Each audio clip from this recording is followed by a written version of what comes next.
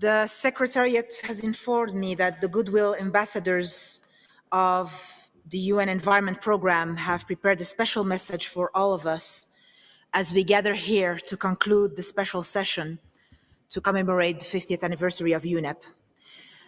Secretariat, if you can please proceed to screen the pre-recorded message. Thank you.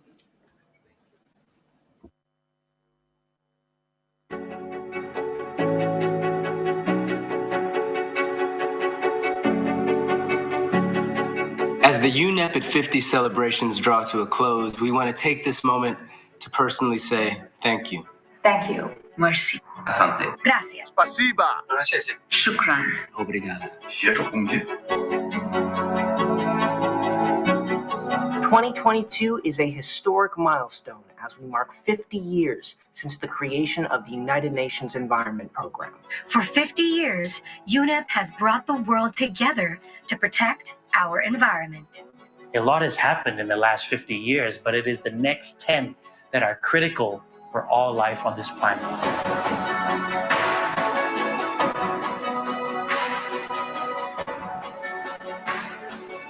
Your action today, next week, and next year will shape the destiny of our communities and especially our young people. Your ambition now will determine what the next 50 years will be like. Will we live in environmental chaos? Or can we work together to create a better, more sustainable future? For we are not just surviving, but thriving on this delicate and beautiful planet. Thank you to all the representatives here today. Also to thank the government of Kenya for bringing us all together. Thank you to all the member states who work so closely with UNEP staff and partners. We only have one Earth. And now is the time to save it.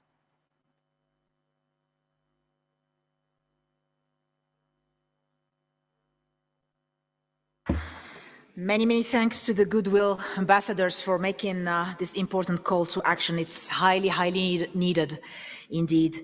So, honorable ministers, excellencies, distinguished delegates, and ladies and gentlemen, I now invite the Assembly to resume its consideration to agenda item 3, credentials of representatives.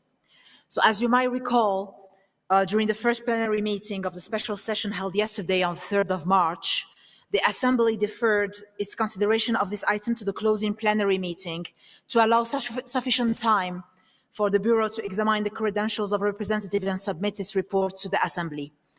So, Excellencies, distinguished delegates, it's my pleasure to report on behalf of the Bureau on the status of credentials to the first special session of the United Nations Environment Assembly. The Bureau has examined the credentials of member states submitted in accordance with Rules 16 and 17 of the Rules of Procedures of the United Nations Environment Assembly. As of March 2nd, 2022, formal credentials in original form issued by the head of state or government or by the Minister of Foreign Affairs have been physically submitted to the Executive Director of the United Nations Environment Programme by 40 member states. As of March 1st, 2022, 114 member states have submitted information concerning the appointment of their representatives to the United Nations Environment Assembly to the Executive Director of UNEP by means of a scanned copy in electronic form of formal credentials signed by the head of state or government or the Minister of Foreign Affairs, or by means of a scanned copy of a letter or a note verbal, including from the permanent mission concerned, or by means of another form of official communication. 39 member states had not, as of the time of the meeting of the Bureau, communicated to the Executive Director of UNEP any information regarding their representative to the Assembly. The committee has, as far as Myanmar is concerned, decided in accordance with the decision of the General Assembly on the same matter to defer any action on their credentials pending further guidance from the Credentials Committee of the United Nations General Assembly.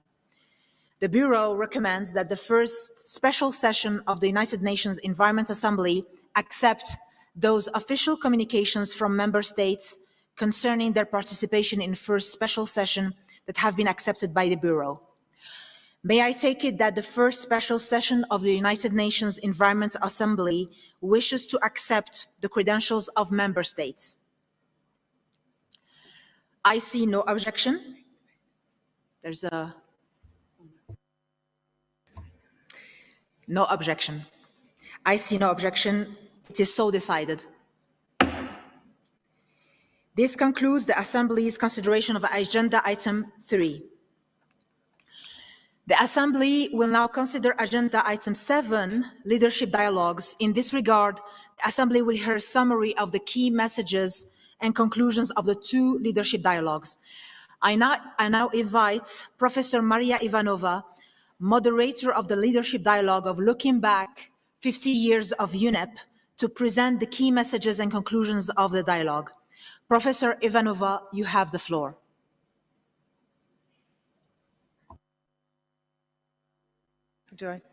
Thank you. Thank you very much, Excellencies, Ministers, colleagues, friends. It is truly an honor to be here today because I am a scholar of this institution, this anchor institution for the global environment. I have been working to analyze UNEP for decades, and it's wonderful to celebrate its 50th anniversary today. I was also honored to moderate the session, the leadership dialogue at this assembly on the first 50 years of UNEP, the lessons and the imagination for moving forward. We had with us Achim Steiner, Executive Director for 10 years of this institution, Donald Kanyaro, one of the founders of this institution, who was a Kenyan professional in the mission of Kenya to the United Nations in 1970, who was on the preparatory committee of the Stockholm Conference in 1972 and worked to bring this organization here to Nairobi, and has worked subsequently since 1975 at UNEP. We had other scholars, Christina Voigt. We had Zachary Abdul Hamid, who was the co-founder of IPBES. We had a young person, Vanya Olmos-Lau, to inspire us with the message from the youth, and the former Deputy Executive Director, and as we learned from Donald Kanyaro, Deputy Executive Director number 12, Ibrahim Piao. And so from them, I bring these messages from our dialogues, from our leadership dialogues. We focused on the role of UNEP in transforming the global environment in terms of action and governance. We focused on UNEP as the driver of positive and progressive change, and UNEP as the catalyst for a more effective science, policy, society interface.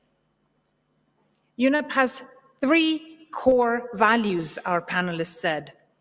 As the environmental authority in the world, the anchor institution for the global environment, it has brought multilateral environmental agreements, including Montreal and including the new plastics agreement that you agreed on this week. UNEP also has a value as the teacher to people and institutions.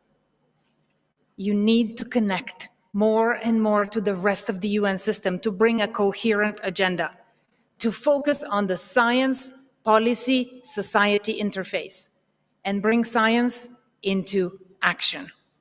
Third, UNEP is the convener of the global environmental agenda, but is also the voice for the global environmental agenda. Therefore, it has to engage institutions and people. Perhaps we move from we the peoples of the UN Charter to also we the people of this world, and be inspired by the vision of this institution. Ultimately, UNEP is not just the United Nations Environment Program. And maybe I'll sound a little bit flippant here, but as a scholar, I have read about the history of UNEP, And when this organization was being established and when it just started functioning, it was called by other agencies, perhaps with a little bit of condescension, the United Nations Everything Program. And I would like to challenge you, Excellencies, Miss Executive Director of UNEP. This is the United Nations Everything Program. It is the United Nations Everyone Program, and it is the United Nations Everywhere Program. Let's be proud of it, and let's make this organization count. Happy birthday, UNEP.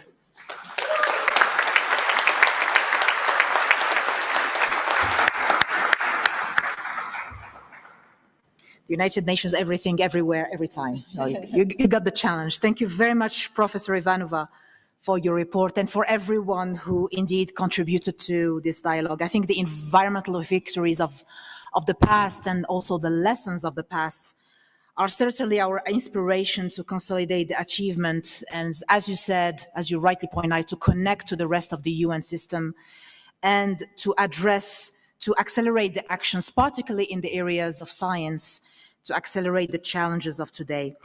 I'll now give the floor to Mrs. Femi Oke, international journalist and broadcaster who moderated the leadership dialogue for the future on looking forward to achieving the 2030 Agenda for Sustainable Development for People and Planet, and will present the key messages and conclusions for this dialogue. Mrs. Oke, you have the floor.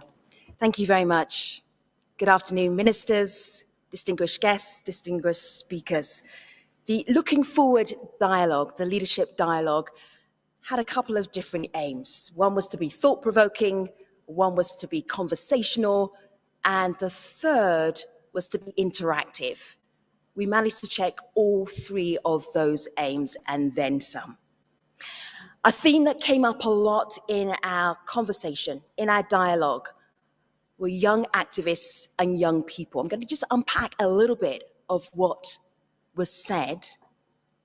I'm sure you've heard some of it before, but when we're very close to each other and we hear it, it has an impact. There was a challenge to leaders to catch up with young people, the young generation, the current generation, and the activists. They are already doing the work, and they're asking leaders to catch up with them.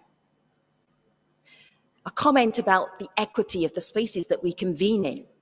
So when we have our COP26 and we look forward to our COP27, who's invited to these discussions? Who's on the outside and who's on the inside? Maybe we need to reverse the outside and the inside so we have equity in these conversations.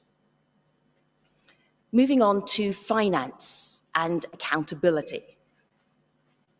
There needs to be, as we're looking forward to UNEP being 150 years' time, more accountability from the financial sectors to really revisit the paradigm of how economic models work or how they're not working, reform those economic models. There was a lot of encouragement for the private sector to create a different kind of consumption and behavior from the public so it is more sustainable. There's a great deal of appreciation for UNEP's work, many happy anniversaries, many suggestions to continue to innovate. At some point in our discussion, our dialogue, we got to a point where I just checked in with the guest speakers. How are we doing? Are we being thought-provoking? That moment was probably the one that most people who were there would take away as a mic drop moment. Let me share it with you. You can watch it online, so I'm not going to recreate all of it. But when the ministers were asked in the room if they supported countries in the global south, states in the global south, who are in the midst of the climate crisis, thumbs went up all around the room. And then when the same ministers were asked if they supported loss and damage, if they'd made that commitment in COP26, let me show you what happened with the thumbs. They went like this. That is the commitment that was being asked for as we look ahead to UNEP for the next 50 years. Can we move away from the statements, the remarks, which we're all very used to in this space, and actually do the action? Is that possible? That is what is needed. There was a lot more that was talked about. I highly recommend you go and watch the video that is online so you can see the moments that really speak to you. But I'm giving you just a starter so that you can look ahead to UNEP being 100. I'm going to be dead, but I'll be watching from heaven, seeing if this leadership dialogue really had an impact. I do hope so. Thank you.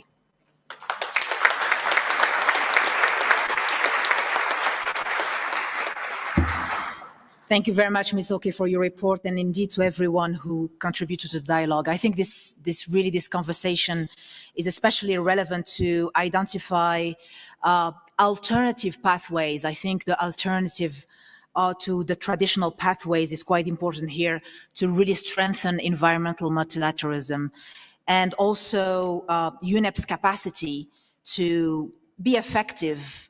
That's what we are hearing, and to revisit economic and financial model, to reshape economic and financial models to implement the environmental dimension of sustainable development. Thank you. The Assembly has now concluded this consideration of Agenda Item 7. So, Excellencies, we will now consider Agenda Item 8, multi-stakeholder dialogue. Under this item, I would like to invite Mr. Joe Ageyo, journalist from Citizen TV Kenya, moderator of the multi-stakeholder dialogue, to present the summary of the key messages and conclusions from the dialogue. Mr. Ageyo, the floor is yours. Thank you very much. If I was feeling a little bit like fish out of water because I am a journalist, then I think Femi just changed all that. And if Maria is the scholar, then I am the student because I have learned a little bit under her feet, and I was gratified and quite frankly humbled to moderate a panel in which Maria was one of the key speakers. So here is a summary of the proceedings of the multi-stakeholder dialogue that was held not too long ago. Now, the dialogue was really around the theme that we've been considering around UNEP at 50, that is strengthening UNEP for the implementation of the environmental dimension of the 2030 Agenda for Sustainable Development. Now, this dialogue, of course, provided a wonderful opportunity for direct interaction of major groups and stakeholders with member state representatives, at some point even at ministerial level, and that was really gratifying to see. The session provided an opportunity for a frank exchange of views on the last 50 years of UNEP, an assessment of its current status, as well as peering into the future through the eyes, the lenses of the major groups and the stakeholders. The dialogue was largely informed by the UNEP We Want report that was prepared by the task force of major groups and stakeholders, giving their proposals on the future of UNEP. And the dialogue gave an opportunity for members of the research community and academia, civil society, faith-based organizations, the business sector, as well as the youth representatives to whom I remarked during the conversation the next 50 years of UNEP truly belongs. As a matter of fact, we had a representative from the International Science Council who is also a youth ambassador, youth representative from Mexico. He was one of the co-authors of the UNEP We Want report, and we emphasized really that the next 50 years of UNEP belongs to people like him. So the participants deliberated on the lessons of the last 50 years of UNEP, its perceived achievements and shortcomings, but also proposed new ways of preparing UNEP to play a leading role in the implementation of the environmental dimension of the 2030 Agenda for Sustainable Development, setting key priority areas of work in the next decade to address the triple planetary crisis, and also looking at imagining the alternative governance structures that could inform how UNEP operates in the next 10 years, 20 years, and even the next 50 years. So the participants acknowledged the creation of UNEP 50 years ago as the most outstanding and enduring outcome of the Stockholm Conference in 1972. They further acknowledged UNEP's success in resolving various global environmental problems by providing scientific evidence and convening policy deliberations. But they also pointed out some of the key challenges, including competition from other institutions, limited capacity and connectivity challenges, the question of finances, and et cetera, et cetera. The participants further noted the need to strengthen collaboration between UNEP, UN member states, major groups, and to enhance partnership with the business sector. And this came up very, very strongly because there was a view that sometimes the business sector is left behind, and yet this is a critical facet of what needs to happen in the next 5 decades.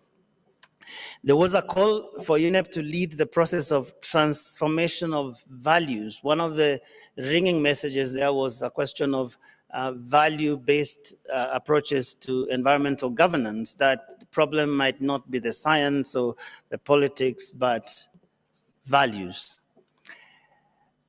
So the 50th anniversary celebration was seen as an opportune moment to take lessons from the past and use them to fashion a more promising future through integrated and ambitious solutions. The anniversary was also seen as a moment to make UNEP the true reference point on the questions of the environment.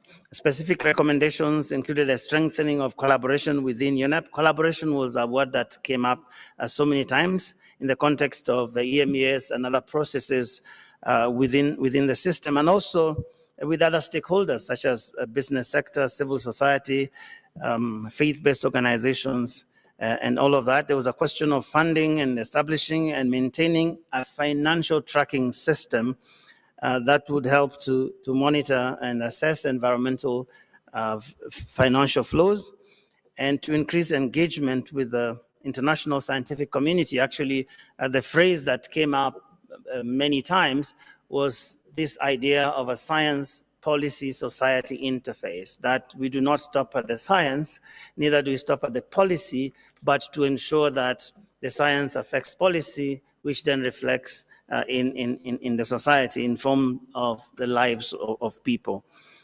So in conclusion, the session observed that the sum total of this is that the next phase of UNEP will require greater leadership, courage, and a value systems governance approach. And for someone who's in the communication space, that UNEP needs to be more visible out there, that we need to know that it exists. And that's a question I hear many people ask, even in this country. And so I think the next phase of UNEP will be a phase of visibility, because unlike 50 years ago, unlike 20 years ago, when I started being a journalist, there was a question of where are all these things coming from? When will the problems arrive? They're in the future. But right now, every problem that we've been talking about is right here with us. And I believe that the time to act is really now. Thank you very much.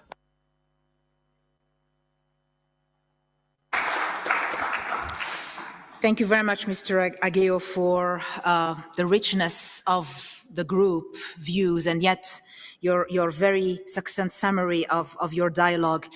And when I had the privilege of being hosted by the multi-stakeholders and the major groups, we had a free discussion meeting of more than 45 minutes. I think I was really impressed by the variety of stakeholders and the fact that it reflects many points of view, but nature really brings everyone together. And I think from now on, and that's one areas that we discussed, is that from now on, we really need to structure the exchange in a better way, in a non-traditional way, taking advantage of the means that are given to us, and also to leverage the collective intelligence that you have in these groups on a multi-stakeholder basis, to be able to distill the key actions that we can implement within UNEP and with the Assembly. So now the Assembly has, of course, I would like to to thank everyone among the multi-stakeholders and the major groups who have contributed to this dialogue. And again, the door is open for additional contributions. The Assembly has concluded its consideration of item number 8. So, honorable ministers, excellencies, distinguished delegates, and ladies and gentlemen, we are approaching the closing of the special session. Let me invite the Assembly to consider agenda item 10, which is the adoption of the report of the session and the chair's summary. So I would like to take this opportunity to present the summary of the chair of this special session. Can I do it from here? I think I'll do it from here. So, honorable ministers, excellencies, distinguished delegates, ladies and gentlemen, I've been honored to join 4 heads of states, 4 deputy heads of states, 88 ministers, 17 vice ministers, representatives of 169 governments, and hundreds of stakeholders in this special session of the United Nations Environment Assembly to commemorate the 50th anniversary of the establishment of the United Nations Environment Programme under the theme Strengthening the United Nations Environment Programme for the implementation of the environmental dimension of the 2030 Agenda for Sustainable Development. I would like to extend a particular word of appreciation for the government of Kenya for hosting this session and so many important meetings of UNEP for the past 50 years, as well as the UNEP Secretariat.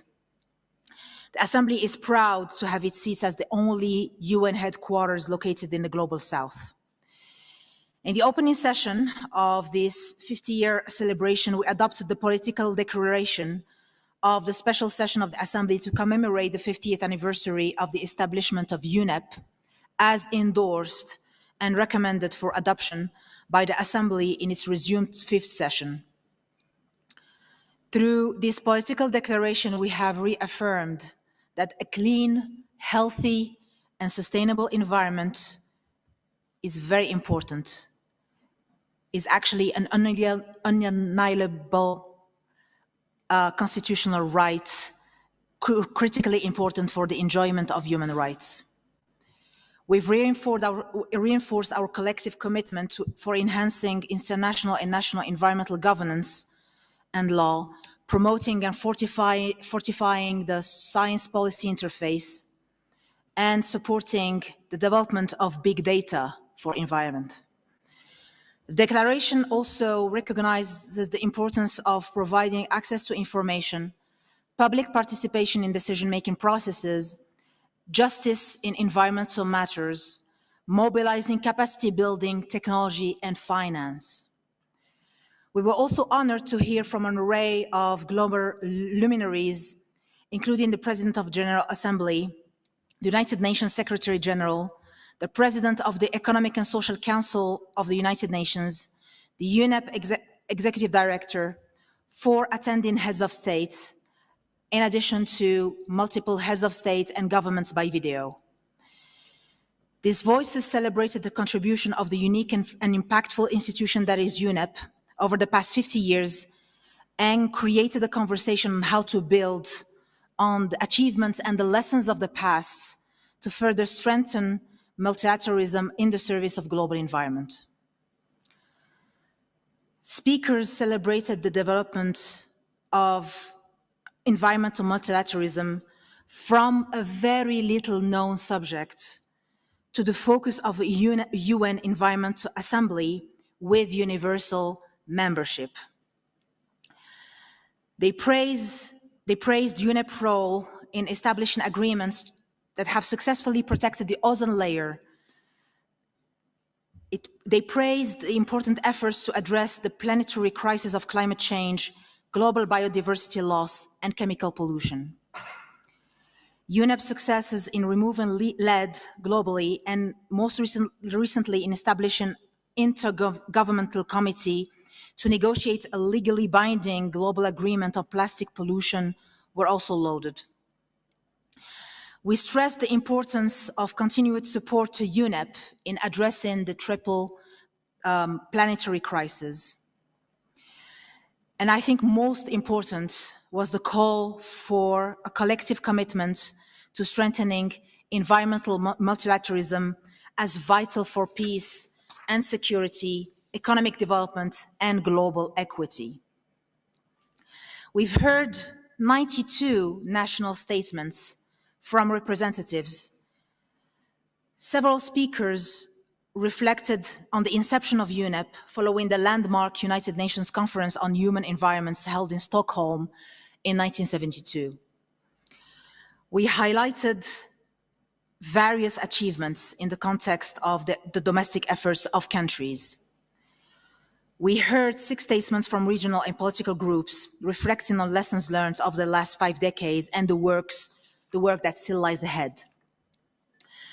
Mrs. Inger Andersen, UNEP Executive Director, presented her report on the science policy interface and drew attention to ozone-depleting substances, mercury and lead in petrol as 3 examples where the journey from science to policy to action had saved millions of lives and protected the environment.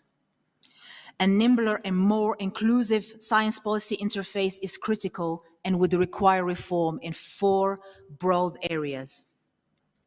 We also heard from the major groups and stakeholders on the presentation of the report, the UNEP we want. They provided the outcome of the reports, which hinged on 3 keywords that are remembered: diversity, equity, and recognition. Major groups and stakeholders required opportunities to avoid the typical requirements of international processes, that they speak with one voice, allowing for more the diverse voices of a complex global society to be heard. Although the effectiveness of UNEP at the national level had continuously improved, its visibility remained low at the grassroots level, and it lacked the resources and autonomy to work effectively with local and national communities. The open access and responsive science policy interface could support marginalized and indigenous communities, but more is needed to be done. Then we convened 2 successful leadership dialogues. These dialogues provided us really with an opportunity to look back on the past 5 decades and to look forward on the future of UNEP and the Assembly. We reflected on the challenges ahead and how UNEP can be more nimble, dynamic, better equipped to accelerate the change towards the future we want, a non-traditional future indeed. Speakers and invited guests reflected also on UNEP to strengthen its platforms and entry points for the voice of youth to participate more, because they own the next 50 years. The multi-stakeholder dialogue, which has only just concluded, also provided us with reflections on and suggestions for the kind of UNEP for the next 50 years. So with that, I would like to, I think, celebrate the last 2 days, which were incredible 2 days for commemorating UNEP Golden Jubilee. Happy birthday, UNEP.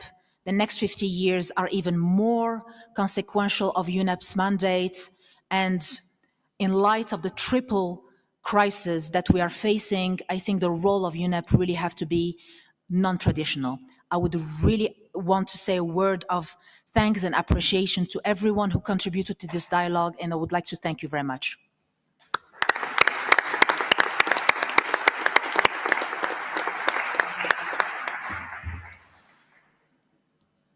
So I'd like to bring to your attention, to the attention of the Assembly, that the Secretariat has circulated and posted in the English version of the draft report of this first special session of the United Nations Environment Assembly, UNEP/EA/SS1/L2. And I would like to indicate to member states that this report is provisional. It doesn't contain yet the summaries of the national statements. So the summaries will be included in final proceedings report that will be cleared by the rapporteur of the Assembly and sent for review by member states. Once reviewed, it will be made available in all official languages at the closure of the Assembly.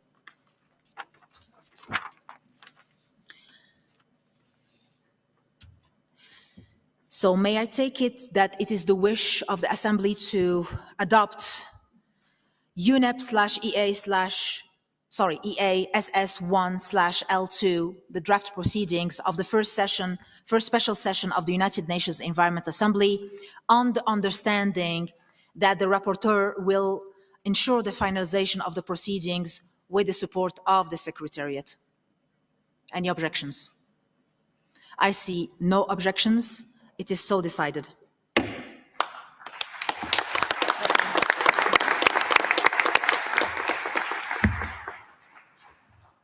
The Assembly has thus concluded its consideration of item 14.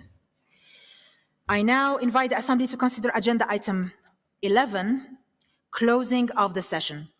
I would like to first invite Mr. Christopher Chin from the NGO Major Group to deliver a closing statement on behalf of all major groups and stakeholders. Mr. Chin, the floor is yours. Merci, Madame la Présidente, and good afternoon. Honorable heads of state and government, excellencies, distinguished delegates, dear colleagues, ladies, gentlemen, and all gentle persons. I represent CORE, the Center for Oceanic Awareness, Research and Education, and this afternoon I have the honor to address you all on behalf of the 9 major groups and stakeholders. We would first like to thank the government of Kenya for its hospitality and generosity in hosting these meetings and in welcoming their delegates. In some ways, it is hard to believe that 50 years have passed since the inception of the United Nations Environment Program. In that time, UNEP has made tremendous advances for the environment. The member states of the Environment Assembly, its observers, and civil society have collaborated in ever-increasing ways to help protect our planet, its diversity, and the flora, fauna, and peoples who inhabit it. Wednesday saw the passage of numerous meaningful declarations and resolutions at UNEA, including one of the greatest gifts possible for UNEP's 50th birthday, the adoption of a resolution to end plastic pollution, addressing the full life cycle of plastics. Our collective and individual understanding of plastic pollution and its impacts on the environment, social justice, and human health has evolved greatly over the years and has led us to this historic event. This particular resolution was the culmination of several years of work and exemplifies the power of multi-stakeholder dialogue. The standing ovation we all witnessed is a testament not only to the significance of this achievement, but to our collective and innate desire to truly and literally change the world.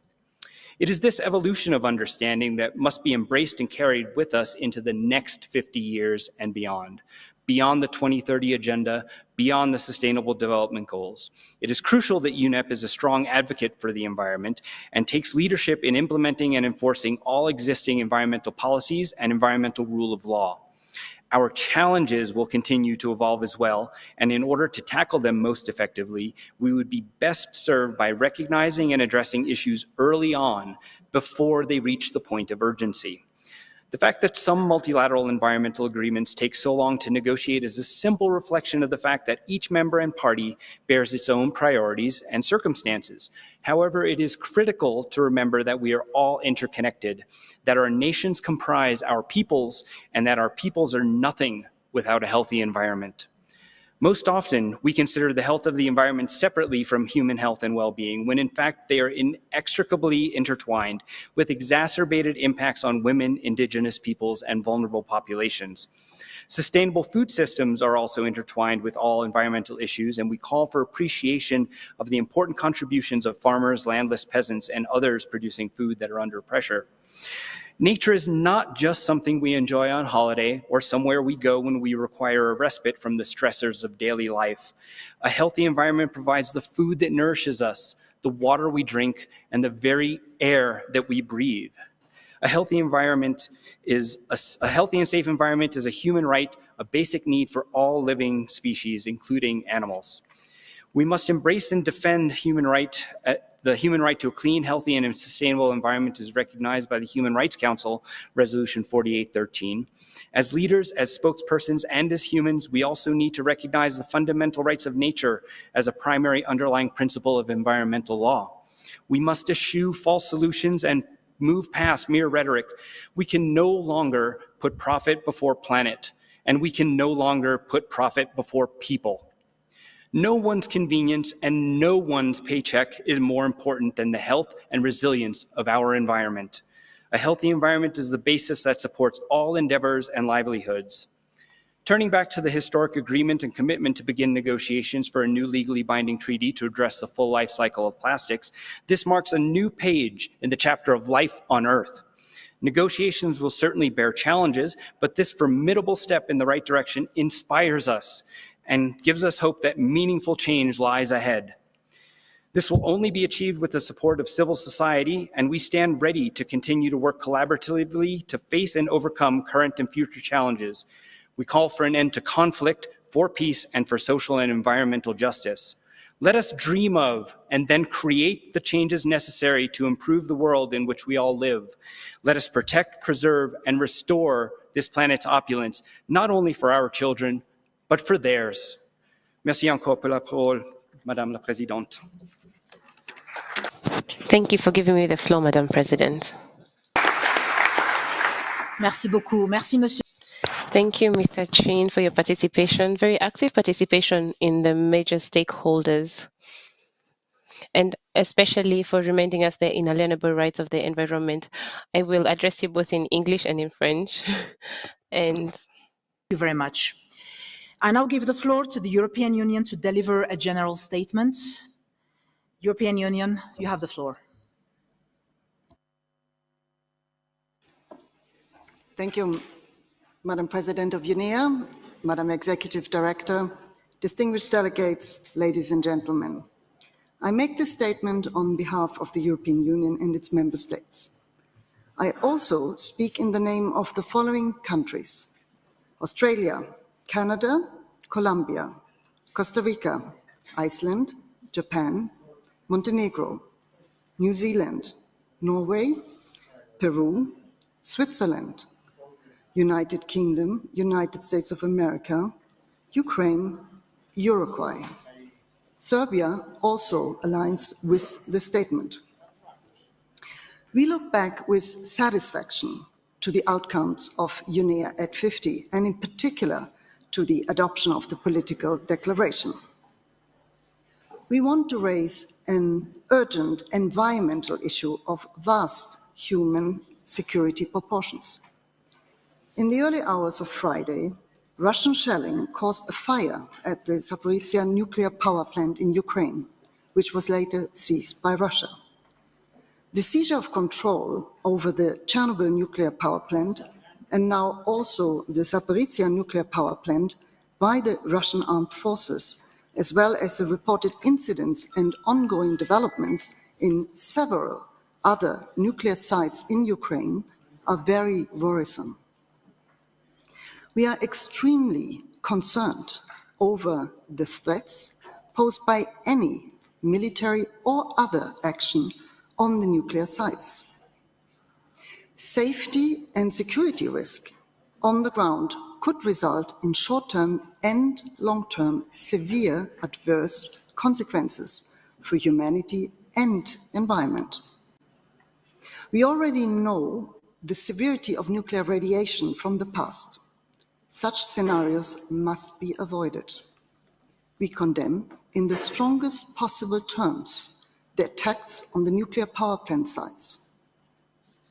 We call on the Russian Federation to cease its attacks immediately and abide by the UN General Assembly resolution titled Aggression Against Ukraine, supported by 141 states at the 11th Emergency Special Session. Thank you.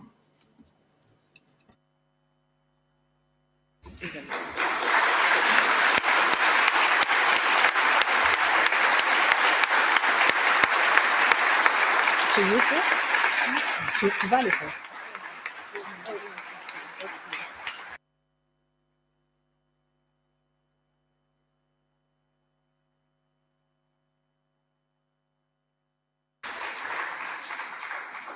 Thank you.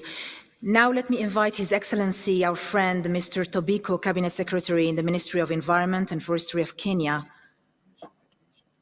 Oh, we have...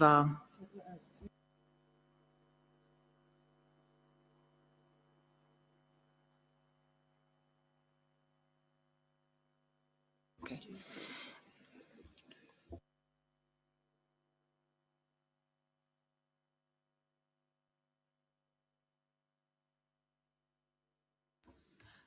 Russian Federation, do you want to do a general statement?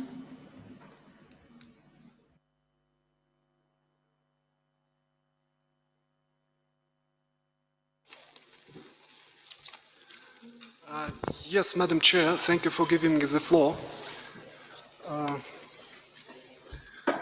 В ответ на выступление ЕС и ряда стран хочу сделать следующее заявление. After what has been said on behalf of a number of countries, I would like to make the following statement.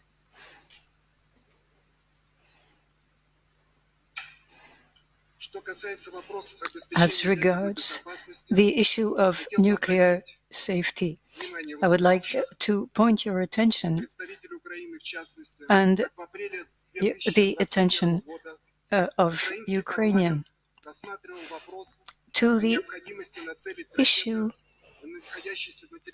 studied by the Ukrainian parliament, the issue of security.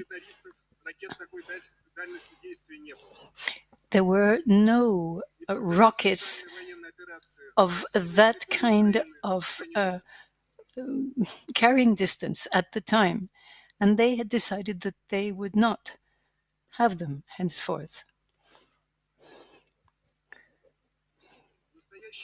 At the present time, the threat in terms of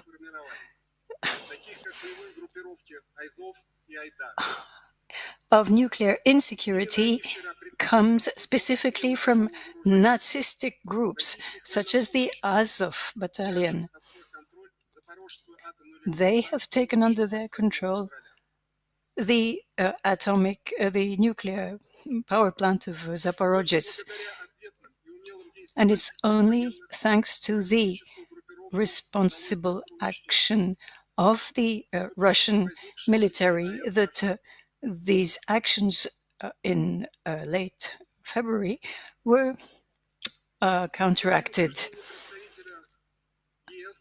Unlike what was said by the representative of EU,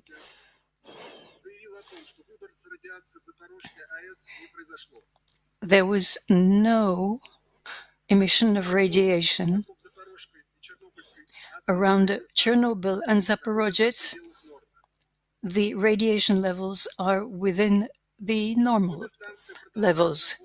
Both stations are working fine and are providing normal levels of energy to the population. I would like to once again call upon the international community to not take on at face value the statements from the Ukrainian side. As regards the accusation from the EU and other countries regarding Russia, I would like to mention the inadmissibility of politicizing the work of UNEP in this sense. Considering these military operations in Ukraine, these are not the first in the history of UNEP, and they're probably not going to be the last. When NATO bombed Yugoslavia, Libya, Syria, Iraq, and Afghanistan, UNEP remained neutral and did not go political. However, everything changed instantaneously as soon as Russia sought to intervene to demilitarize a part of the Ukraine, especially in respect of the Donbass. Over the past 8 years, the Donbass has experienced war. At least 13,000 people were killed. All these years, Russia has been calling on the international community to support these millions of people of Donbass who every day we're losing their loved ones and living in atrocious conditions. But the international community remained mum. And we should recall that all of this started in 2014 with a coup d'etat.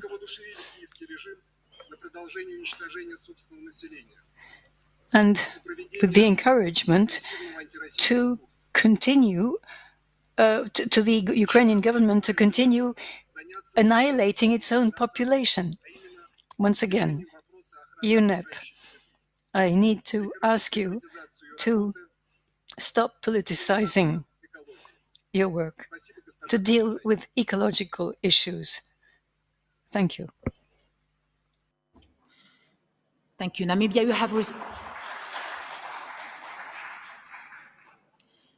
have requested the floor.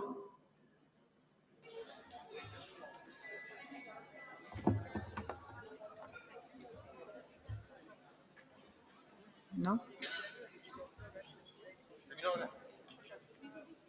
If Namibia has not requested the floor, then I would like to invite His Excellency, Mr. Tobiko, our dear friend, Cabinet Secretary in the Ministry of Environment and Forestry of Kenya, our host country, to share with us some closing remarks.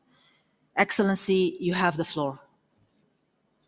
Madam President and of UNEA 6 and Madam ED, distinguished delegates, mine is short and particularly in light of these intervening circumstances. We have come to the conclusion for a very, very successful, in my view, the most successful UNEA ever. We have come to the conclusion of the celebrations for the birthday and the rebirth of UNEP. UNEP, as was mentioned by one of the rapporteurs, was Christian as the UN Everything program. If that was intended to be derogatory, I don't see it in that manner. Everything, because environment is indeed everything. It is life.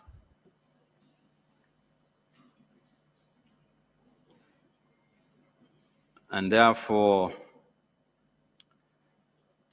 as we conclude, we have joined the Stockholm giants. We have joined those who pushed for the resolution, 1972, the General Assembly, that established this premier organization. Those who did that were courageous, they had foresight, they had a vision. Their vision and foresight lives on. We've done it. We've done it for ourselves. We've done it for our children. We have done it for our children's children, and we have done it for the planet. I congratulate and commend each one of us for the role we have played. We have attained a critical space in the annals of history, and history will remember us fondly. I believe that the spirit that has been generated here, the Nairobi spirit, will endure as we prepare to go to Sweden, Stockholm, for Stockholm Plus 50. And I believe also the spirit will be transported to Portugal, Lisbon, as we hold the UN conference, Oceans Conference. And similarly, the event, the COP15 on CBD, and COP15 UNCCD. And of course, the COP27 to be held in November in Egypt. That is the spirit. So Kenya is extremely privileged. We feel proud to have played our role as a host country, but also as an active participant and contributor to the outcomes that we are celebrating today. Those of you who will have a few days after today, we invite you to visit our green parks, our national parks, interact with our people. Those who will have to travel today or tomorrow, travel well and safely and greet your families. Say how proud you have made them and how proud you have made us all. God bless you all, and thank you.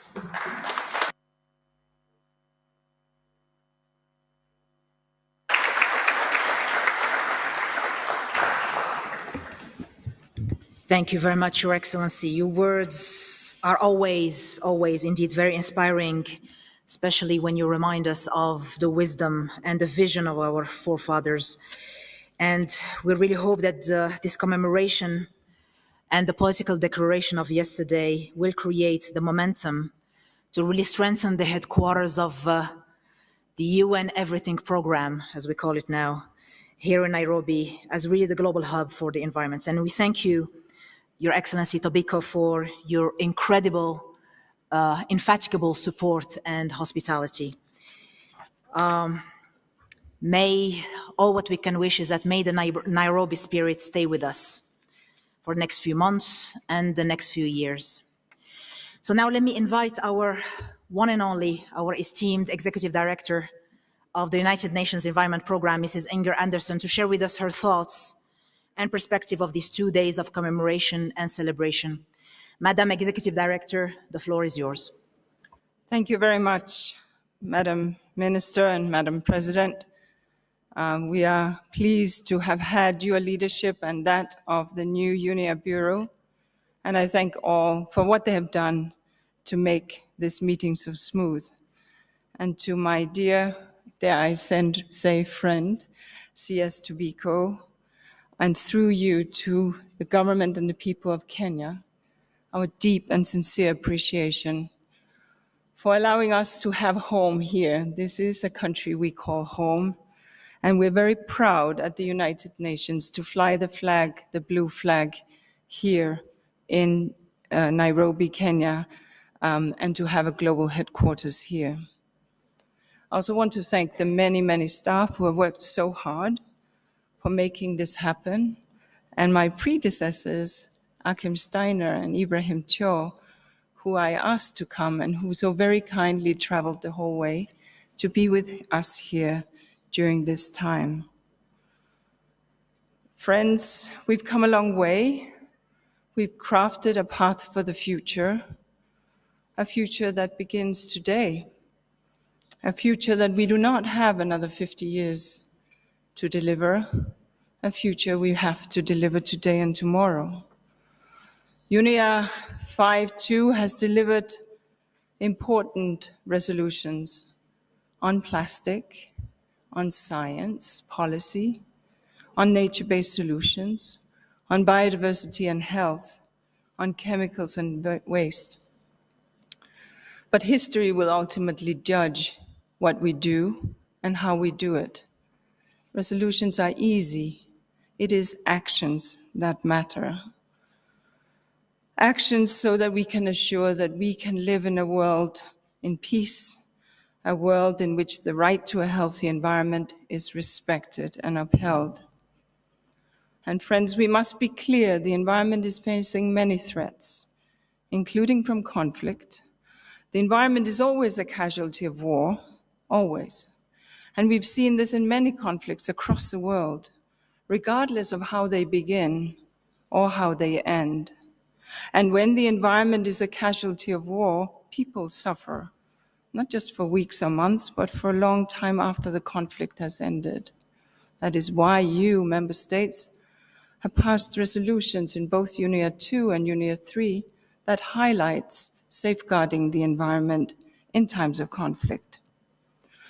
The then Prime Minister of Sweden, since this is a commemoration of our 50th, the then Prime Minister of Sweden, Olof Palme, said in Stockholm in 1972, and I quote, "The immense destruction brought about by indiscriminate bombing and by large-scale use of bulldozers and herbicide is an outrage sometimes described as ecocide, which requires urgent international attention.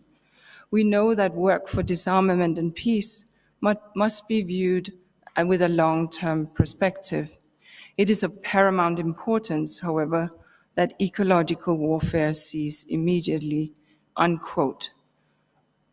I wish these words didn't carry the same weight 50 years later, but they do. And the mistakes of the past don't just haunt us. The mistakes of the past are also something we have journeyed during these past 50 years. It is our job to work together and ensure that they are not the mistakes of the future. So as I stand here and we are here in Nairobi, let us heed the words of Olof Palme, one of the giants who spoke of another war at the time, who helped create UNEP. Let us carry these words with us in our minds, in our hearts, and in our consciences. Let us take them into the world and act upon them so that we can one day, soon, live together as one people on one planet in peace with nature and with one another. Thank you.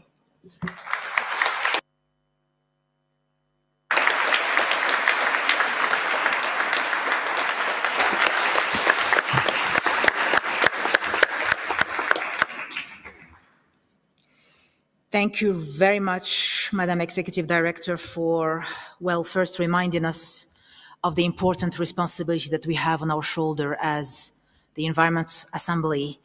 It will be a long journey, a difficult journey, and I really want to thank you, Madam Executive Director, for the extraordinary work that you and your team put together in the preparations of this week, despite the extraordinary difficult circumstances. So thank you very much.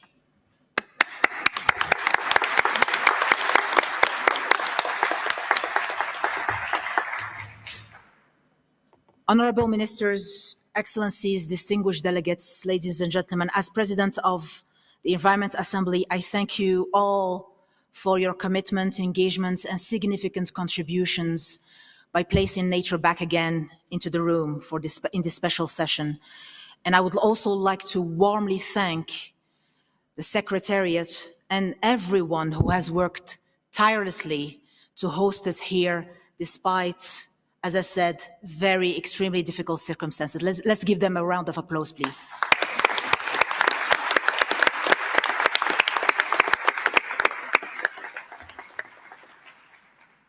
I declare closed the first special session to commemorate the 50th anniversary of the establishment of the United Nations Environment Programme.